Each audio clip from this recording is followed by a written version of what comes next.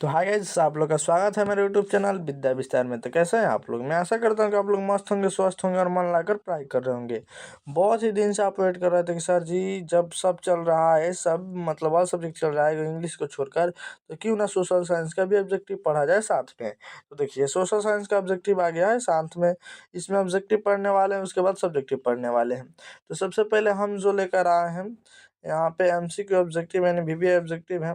चलिए उसको स्टार्ट करते हैं। उसे स्टार्ट करने से पहले मैं आपसे बता दूं कि ये बिहार बोर्ड, झारखंड बोर्ड या यूपी बोर्ड या मध्य प्रदेश बोर्ड, कोई भी बोर्ड वाला लड़का पढ़ सकता है, ठीक। और बिहार बोर्ड अधिकांश, ठीक। तो चलिए वीडियो को स्टार्ट करते हैं। उससे पहले अगर आप मेरे चैनल पर नए हैं तो मेरे चैनल को सब्सक्राइब कर लीजिए और वीडियो को लाइक कर दीजिएगा और वीडियो को शेयर भी कर दीजिएगा। अगर आपको मेरे फ्री में 2025 क्रैश कोर्स में ऐड होना है, 2024-25 मतलब कि क्रैश कोर्स में ऐड होना है बिल्कुल फ्री में, तो इस नंबर पे कांटेक्ट कीजिए 76 31 77 87 49 या 76 31 77 87 59, दोनों पे किसी में भी कांटेक्ट करके आप पीडीएफ साथ साथ मंगा सकते हैं। उसके बाद आप पेड मतलब कि फ्री क्लासेस में जुड़ भी सकते हैं, ठीक। तो बिना देरी करते हुए वीडियो को स्टार्ट करते हैं, क्योंकि हमारे सामने है बोर्ड परीक्षा और हमारा एक गलती हमको बहुत नुकसान पहुंचा सकता है। तो इसलिए हम बिना देरी करते हुए स्टार्ट करते हैं। यहाँ पे देखिए, इस प्रकार को आपको नोट्स मिलेगा। ये सब जो नोट्स बनाएगा यही आपको नोट्स मिलेगा। इसको लेने के लिए जो अभी नंबर बताएं, कौन सा, 76 31 77 87 49 कर लीजिए या 59, दोनों में किसी पे भी हाई लिख के भेजिए। व्हाट्सअप में ना कि आपको बिल्कुल फ्री में नोट्स दिया जाएगा। तो चलिए वीडियो को स्टार्ट करते हैं। ये जो आपको इसमें लगभग 750 ऑब्जेक्टिव मिलेगा। 750 ऑब्जेक्टिव में मैं आपसे बता दूं कि इसी में से मतलब कितना 80 वो परीक्षा में क्वेश्चन पूछा जाता है। इसमें से 60 से 70 क्वेश्चन होगा। 60 से 70 क्वेश्चन। इसमें से आप लोग को एक और भी बता दूं कि आप लोग को इसमें से 250-300 तो याद ही होगा। 400, 250-300 से लेकर 400 याद होगा। तो थोड़ा सा है, उसको भी याद कर लीजिए। चलिए देखते हैं। एशिया और यूरोप के बीच कौन सा प्राचीन स्थान व्यापारिक मार्ग था? मतलब प्राचीन स्थान में कौन सा स्थान, सॉरी, व्यापारिक मार्ग था? तो रेशम मार्ग था। देखिए, जब मतलब शुरू में जब वो व्यापारी कर रहा था एशिया और यूरोप, तो प्राचीन काल में, तो उस वक्त क्या चीज़ से व्यापारी कर रहा था? तो कर रहा था रेशम मार्ग से, ठीक। किसी प्रकार की दिक्कत नहीं ना? चलिए ये देखिए, अगला क्वेश्चन है 2 नंबर। चोरी चोरा कांड के बाद आंदोलन को बंद कर दिया, सॉरी, हाँ, मतलब कि कौन सा आंदोलन को बंद कर दिया? गांधी जी ने निम्नलिखित में से किस आंदोलन को बंद कर दिया? ये क्वेश्चन देखिए घुमा के पूछा है। उसे पूछना चाहिए कि गांधी जी ने चोरी चोरा कांड आंदोलन के बाद कौन सा आंदोलन बंद कर दिया, ठीक। तो कौन सा? असहयोग आंदोलन, ठीक। अब चलिए आगे थोड़ा सा इसको छोट कर लेते हैं। अंतर्राष्ट्रीय मजदूर दिवस कब मनाया जाता है? अंतर्राष्ट्रीय मजदूर दिवस कब मनाया जाता है?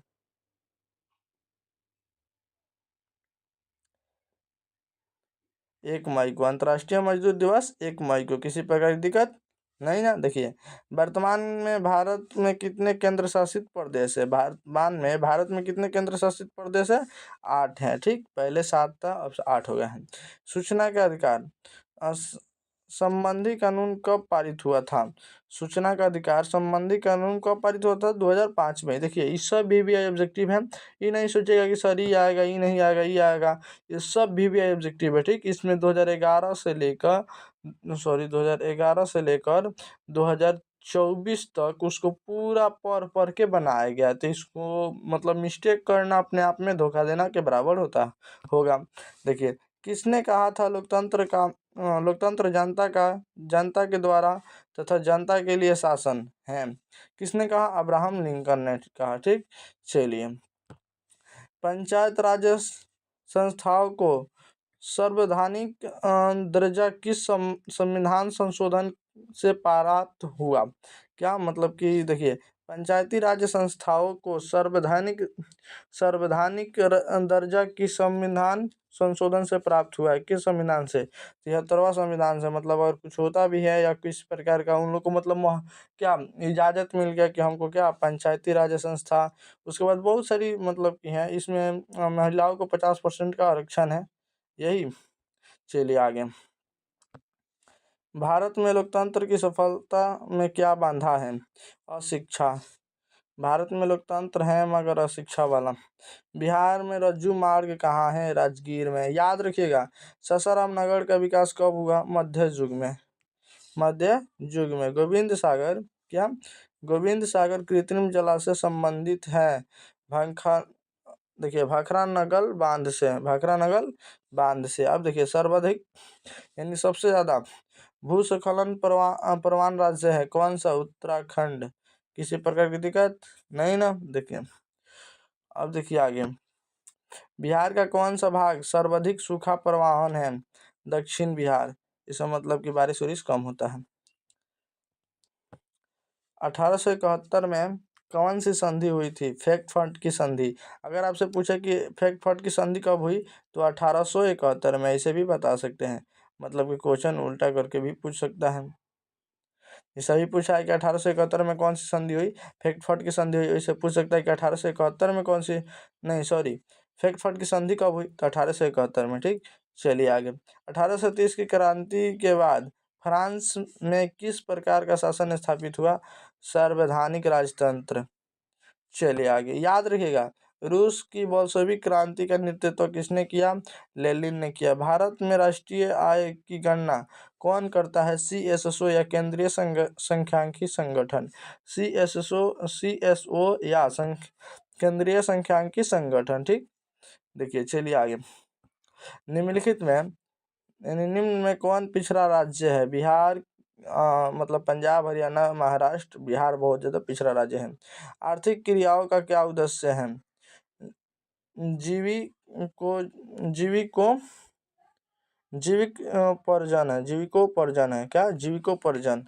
देखिए आर्थिक क्रियाओं से क्या उद्देश्य है? जीविकोपार्जन। अब देखिए आगे, अगर आप इस पीडीएफ को ले लीजिएगा ना, तो याद करना बहुत आसान हो जाएगा। क्या? पीडीएफ को अगर आप ले सकते हैं तो याद करना बहुत आसान हो जाएगा। भारत की राष्ट्रीय आय का सर्वप्रथम अनुमान किसने लगाया? दादा भाई नौरोजी ने लगाया। ठीक, देखिए दीर्घकालीन ऋण प्रदान करने वाली संस्था कौन सी है? प्राथमिक कृषि साख समिति। ठीक, जो कि कृषि लोग को मतलब क्या देती हैं? लोन देती हैं। यहाँ पे उपभोक्ता अधिकार दिवस कब मनाया जाता है? उपभोक्ता अधिकार दिवस 15 मार्च को। पंजाब में भूमि निम्नीकरण का मुख्य कारण क्या है? अधिक सिंचाई। ठीक, अब देखिए सोपानी कृषि। क्या? सोपानी कृषि प्रचलित है हरियाणा में। बिहार में प्रायः कैसी मिट्टी पाई जाती है? जलोढ़ मिट्टी पाई जाती है। ठीक, देखिए आयुर्वेद का जनक किन्हें कहा जाता है? चरक को कहा जाता है। बिहार में कितने केंद्र शासित प्रदेश है? 7 है। ठीक, देखिए निम्नलिखित में कौन लौह युक्त खनिज का उदाहरण है? मैग्नेटाइट। चलिए सबसे घटिया कोयला? पीट। ठीक, कोयला 4 प्रकार के होते हैं: एंथ्रासाइट, बिटुमिनस, लिटिनाइट, लिग्नाटाइट और यहाँ पे पीट। चलिए आगे, निम्न में कौन से रोपण फसल नहीं है? गेहूं। भारत की प्रमुख खाद्य फसल कौन है? धान है। चलिए बिहार में कितने प्रतिशत क्षेत्र में कृषि की जाती है? 80%। या आपसे पूछे कि बिहार में कितने भाग पे कृषि की जाती है, तो 2/3 तिहाई, यानी उस 2/3 उस उतना भी लोग क्या करते हैं? कृषि करते हैं। 80% लोग कृषि करते हैं। ठीक, किसी पर दिक्कत बिहार में। निम्न निम्नलिखित में कौन संचार सेवा का अंग है? समाचार पत्र, टेलीफोन, इनमें सभी। एक मोबाइल भी होना चाहिए ना, सी नंबर मोबाइल कहीं देगा, सी नंबर छूट गया है। समाचार क्या चीज से? समाचार पत्र से भी, टेलीफोन से और मोबाइल से भी, इनमें सभी से। अब चलिए, मानवीय पूंज निर्माण का मुख्य घटक है स्वच्छ सेवा, आवास, शिक्षा, प्रशिक्षण, इनमें सभी। क्या? इनमें सभी बहुत जरूरी है। चलिए आगे, वैश्वीकरण का अर्थ होता है विश्व अर्थव्यवस्था से समन्वय। ठीक, चलिए आगे, अर्थव्यवस्था के किस क्षेत्र से हरित क्रांति संबंधित है प्राथमिक क्षेत्र से। ठीक, देखिए यहाँ पे निम्नलिखित में कौन सा संसाधन स्थान संस्थान भारत में मुद्रा जारी करने के लिए अधिकृत है। देखिए निम्नलिखित में कौन सा संस्थान भारत में मुद्रा जारी करने के लिए, पैसा नहीं जो मतलब निकालता है, कौन बैंक मतलब कौन बनाता है, तो रिजर्व बैंक ऑफ इंडिया। ठीक, देखिए आगे बिहार राज्य है कृषि प्रधान। यहाँ पे देखिए पशुपालन भी ठीक ठाक होता है, उद्योग प्रधान बहुत कम होता है, खनिज प्रधान भी बहुत कम है, लेकिन कृषि प्रधान बहुत अधिक है। ठीक, देखिए यहाँ पे निम्नलिखित में हमारे रहन सहन के रास्ते की प्रभावित करता है प्रति व्यक्ति आय। अगर देखिए प्रति व्यक्ति आय बहुत है, यानी हम लोग बहुत कमा रहे हैं, तो हम लोग बहुत अच्छे से रह सकते हैं। वही अगर हम कम कमा रहे हैं तो मतलब दिक्कत से रहेंगे। बिहार में कितने जिले हैं? 38 जिले हैं, ये भी तो आप लोग को मालूम होना चाहिए। चलिए, संपूर्ण क्रांति क्या, यहाँ पे संपूर्ण क्रांति का नेतृत्व कौन है, किसने किया? संपूर्ण क्रांति का नेतृत्व किसने किया? जयप्रकाश नारायण ने। चलिए, बांग्लादेश कब स्वतंत्र हुआ? 1971 में। चलिए आगे बढ़ते हैं। भारत में किस राज्य में सर्वप्रथम पंचायत राज्य की शुरुआत हुई? राजस्थान। चलिए, निम्नलिखित में से कौन केंद्र शासित प्रदेश है? चंडीगढ़। संघ सरकार का उदाहरण है इनमें सभी, यानी अमेरिका, कनाडा, भारत। ठीक, इनमें सभी में क्या है? संघ सरकार है। चलिए, भारत का केंद्रीय कौन है? Reserve bank of India. चलिए, कृषि उत्पादकों को कृषि उत्पादकों को के मान्यकरण के लिए किस मानक का प्रयोग किया जाता है? ये मार्ग का। ठीक, हॉल मार्ग नहीं होता है, सोना वाला पे सब किया जाता है। एको मार्ग मतलब कि इस खाद्य पदार्थ। ठीक, निम्न में से कौन प्राथमिक क्षेत्र से संबंधित है? कृषि क्षेत्र। प्राथमिक क्षेत्र को कृषि क्षेत्र कहते हैं। ठीक, किसी प्रकार की दिक्कत नहीं ना। चलिए, 3 कठिया प्रणाली किन पर लागू हुई थी? किसानों पर। 3 कठिया प्रणाली, इसका मतलब अगर आप आप कितना मतलब कि जितना खेती करेंगे उसका 30% नहीं, यानी 3 कठिया प्रणाली, इसका मतलब 1 बीघा में आपको 3 कट्ठा में ऐसी काम क्या कहते हैं, नील का खेती करना पड़ेगा। नील का खेती बहुत मतलब खराब है। आप लोग जानते हैं जहाँ भी नील का खेती हुआ वो जमीन का होता है, बंजर हो जाता है। बंजर हो जाएगा, उसके बाद उस पर अनाज नहीं उगेगा। उस किसानों से करवाते थे लोग, अंग्रेज लोग। जलियांवाला बाग हत्याकांड की जांच के लिए सरकार ने किस समिति का गठन किया? हंटर समिति का। ठीक, डॉक्टर राजेंद्र प्रसाद का जन्म स्थान है बिहार। चलिए आगे, बिना किसी देरी करते हुए, कलुकत जल प्राप्त बिहार के किस जिले में स्थित है? नवादा जिले में है। ठीक, चलिए, किस देश की सीमा बिहार से जुड़ी हुई है? नेपाल देश की। ठीक, गठबंधन की सरकार बनाने के लिए किस प्रकार की दलीय व्यवस्था की जरूरत है? बहुदलीय व्यवस्था। चलिए, भारतीय जनता पार्टी के प्रथम अध्यक्ष कौन है? अटल बिहारी वाजपेयी। भारतीय जनता पार्टी यानी बीजेपी का प्रथम अध्यक्ष कौन है? अटल बिहारी वाजपेयी। भारत के राष्ट्रीय आपातकालीन को घोषणा कब की गई? 1975 ईस्वी में। चलिए, भूकंप केंद्र के ऊर्ध्वाधर पृथ्वी पर स्थित केंद्र को कहते हैं अधिकेंद्र। चलिए, सुनामी संबंधित है समुद्र से। सुनामी कहाँ आता है? समुद्र में आता है। ठीक, याद रखिएगा। मलबे के नीचे दबे लोगों का पता लगाने के लिए किस यंत्र का प्रयोग किया जाता है? Infrared camera. क्या? Infrared camera. निम्नलिखित में की कौन प्राकृतिक आपदा है? भूकंप है। और मलबे के नीचे, इसका मतलब जमीन के नीचे जो धंसे रहते हैं ना, आदमी निफस जाए रहते हैं, उसको पता करने के लिए कौन सा इस वाले इंफ्रारेड कैमरा का प्रयोग किया जाता है। निम्न में से कौन खरीफ फसल है? गेहूं है। ठीक, किसी प्रकार की दिक्कत? देखिए, निम्न में कौन खरीफ फसल है? गेहूं है। किसी प्रकार की दिक्कत नहीं ना। देखिए ऑपरेशन फ्लड क्या ऑपरेशन फ्लड क्या है? डेयरी विकास। ये किससे संबंधित है इसे लिखना चाहिए। डेयरी विकास से संबंधित है। ठीक। रिजर्व बैंक ऑफ इंडिया की राष्ट्रीय स्थापना कब हुई? 1935 में। रिजर्व बैंक ऑफ इंडिया का स्थापना कब हुआ? सीधे हटा के स्थापना कब हुई? 1935 में। ठीक। भारत में पहली सूती मिल कहाँ स्थापित की गई? कोलकाता में की गई। बिना देरी करते हुए आगे। जर्मनी के एकीकरण के लिए उत्तरदायी था बिस्मार्क। ठीक। फ्रेंकफर्ट की संधि किस वर्ष हुई थी? 1871 में हुई थी। देखिए सेफ्टी लैंप का आविष्कार किसने किया? हम्फ्री डेवी ने। चलिए आगे। भारत छोड़ो आंदोलन का प्रसिद्ध नारा क्या है? करो या मरो। ठीक।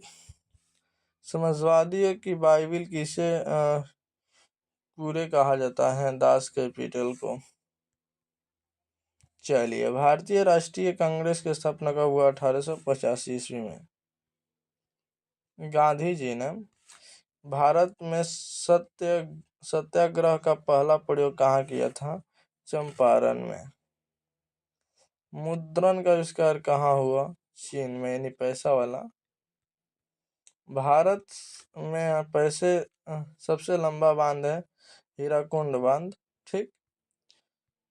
किस खनिज को उद्योग की जननी कहा जाता है? लोहा को।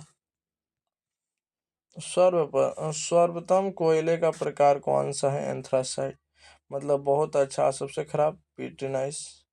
उसके बाद आता है बिटुमिनस। उसके बाद आता है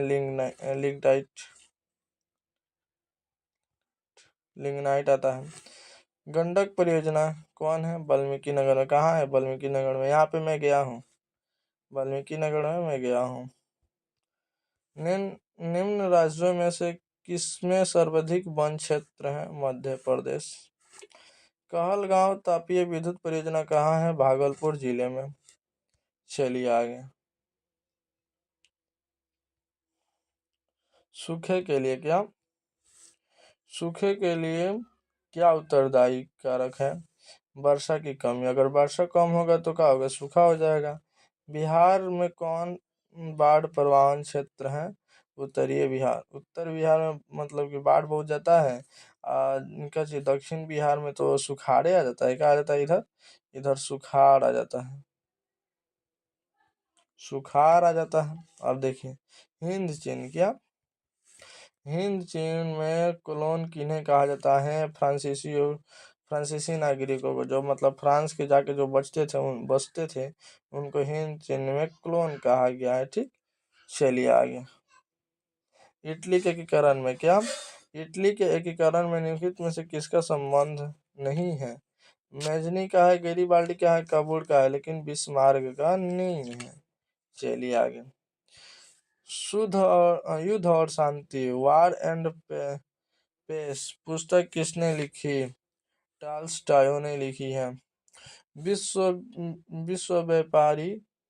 विश्वव्यापी आर्थिक संकट किस वर्ष आरंभ हुआ था? 1929 में। चलिए अखिल भारतीय ट्रेड यूनियन कांग्रेस की स्थापना किसने कब हुआ था? 1920 में। चलिए भारतीय समाचार पत्रों में मुक्तदाता के रूप में भारत में कौन गर्भ जर्नल विख्यात है? चार्ल्स मेटाकाफ। इसको थोड़ा याद करना बहुत जरूरी है। थोड़ा ये मतलब हार्ड इसमें शब्द यूज किया गया। नमक कानून तोड़ने के लिए गांधी जी ने कौन सा स्थान चुना? डांडी। ठीक। इसमें आगे आएगा बंगाल विभाजन कब हुआ? 1905 में। दांडी यात्रा कब शुरू हुआ था? गोल घर का निर्माण कब हुआ? 1786 में। अच्छा गोल घर में एक बात याद पड़ा। गोल घर में आप लोग को कहाँ है?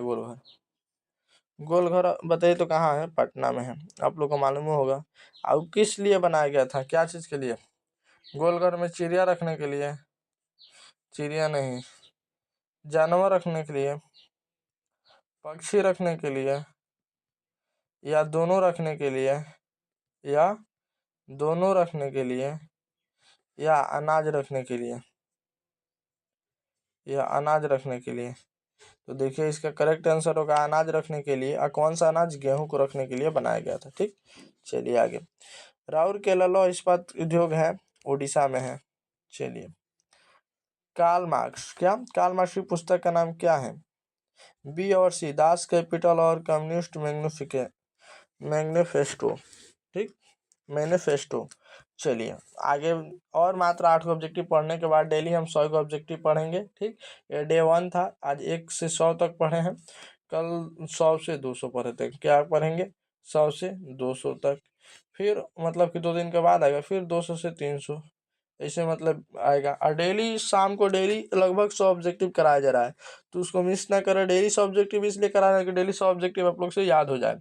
और उसके बाद डेली सुबह में मैथ का क्लास चल रहा है, तो उसको भी देखना ना भूलें।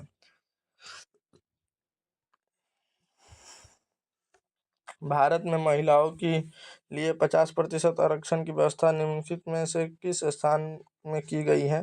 पंचायती राज व्यवस्था में। ठीक, ग्राम पंचायत का कार्यकाल कितने वर्ष का होता है? 5 वर्ष का। अधिकांश सभी लोग का 5 वर्ष का होता है। किसी किसी का 3 वर्ष का भी होता है, 2 वर्ष का भी होता है। भारत में राजनीतिक दलों का चुनाव चिन्ह और आवंटित करता है चुनाव आयोग। मतलब कि देखिए, जो चुनाव चिन्ह क्या होगा इनका, और चुनाव होगा कि नहीं, ये कौन करता है? चुनाव आयोग ये सब मतलब काम करता है। झारखंड राज्य का गठन कब हुआ? 15 नवंबर 2000 ईस्वी, 15 नवंबर 2000 को। भारतीय संविधान के 8वीं अनुसूची में कितने भाषाओं को स्थान दिया गया है? 22। ठीक, भारत में किस प्रकार की शासन प्रणाली है? संघीय और संसदीय। देखिए, भारत का पहला नगर निगम कहाँ है? मद्रास यानी चेन्नई में। अब देखिए, भारत में मतदाता होने की न्यूनतम आयु कितनी होनी चाहिए? 18। यानी वोट आप कब दे सकते हैं? कम से कम 18 साल आपका उम्र होगा तब है। लोकतंत्र का प्राण किसे कहता है? राजनीतिक दलों को। ठीक, यहाँ पे आज हमारा जो वीडियो होगा आज खत्म होगा, और आप लोग ऐसे ही सपोर्ट बनाए रखिए और वीडियो को शेयर भी कीजिए। कल 100 से 200 तक वीडियो ऑब्जेक्टिव पढ़ेंगे। और चैनल को सब्सक्राइब कर